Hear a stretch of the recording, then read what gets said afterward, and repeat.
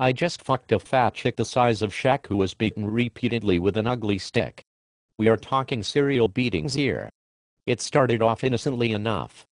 I logged onto an online dating site, plentyoffish.com, and did some prospecting. I started messaging girls on the site with the subtle, yet intriguing, "I'm taking a survey. Want to fuck? Check yes, or maybe later, X." Very intriguing. My reasoning was threefold. I didn't give about these fat chicks' feelings. I'm an anonymous guy on the internet, so I can't get called on it, and while I will stoop to fucking the homo sapiens equivalent of a manatee, by God I will not stop to woo her first.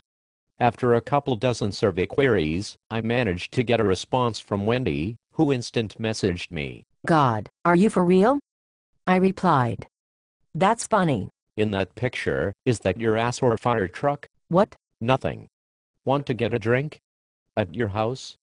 And so we had a drink. It wasn't that short of a conversation. Okay, but it was pretty damn short.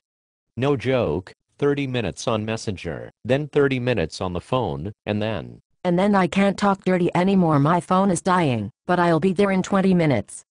What freeway exit is it? Thank you, Wendy. Will you please shut up now? Don't humiliate me. You're so thoroughly humiliated there is nothing further I can do to you. So I pull up onto her street. This is a ghetto-ass neighborhood. Graffiti, beat-up cars, Mexicans riding bicycles at 1 in the morning. Sketchy. I see her standing outside of her apartment and waving.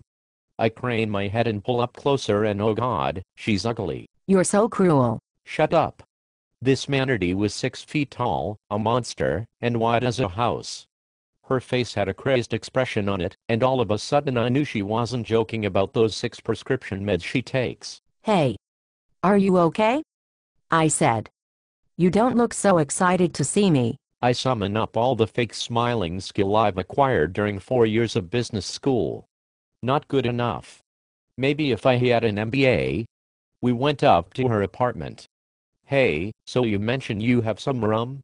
I said. "Oh, what's the matter? Don't want to talk to me unless you're drunk?" I said. That's exactly right. But so awkward of you to mention it. You didn't say that. No, but I meant it, you ugly bitch. I was sort of getting cold feet about the whole thing by then, but I put in all this work, and by God I was going to put this thing in her before I left. So as we sat down to watch a movie I started swilling shot after shot of rum. "Are you okay?" Gosh, I've never seen someone drink that much so fast. Yeah, and I've never seen someone this ugly this close. Oh God, I'm going to have to fuck that. We're about 10 minutes into Zoolander. Yes, I did manage to salvage something of the evening. Great movie. Shut the fuck up, Wendy. I figure that, while more rum would certainly help matters, sort of like how anesthesia helps in a leg amputation, the flip side was, if I drank too much, I would have to wait too long until I could drive home. And the prospect of hanging with this girl after sex scared the living shit out of me.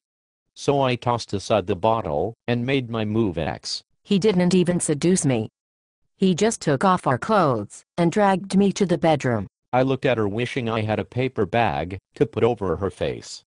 I slipped on the condom and start doing her hard. So hard. I didn't want to have sex on the first date. It must have just slipped in there. Hot dog in a hallway. I need more self-esteem. But he was so good. I came twice. I didn't come at all. I finished myself off in the bathroom. And wiped with your toothbrush. I noticed that. I saved the sample in the freezer. Jesus, you're crazy. I strode back outside and start putting on my clothes. Are you leaving already? I asked. You haven't even been here for an hour. I had to delay her crazy manatee mating rage until I was safely out of the apartment. I said, well, I thought we might hang out again Wednesday. Are you doing anything Wednesday?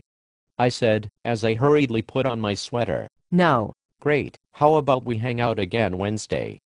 I walked out, got in my car, and drove, sobbing quietly to myself on the way home, feeling the pain of the ordeal, and I vow that I'll never hit another fatty again.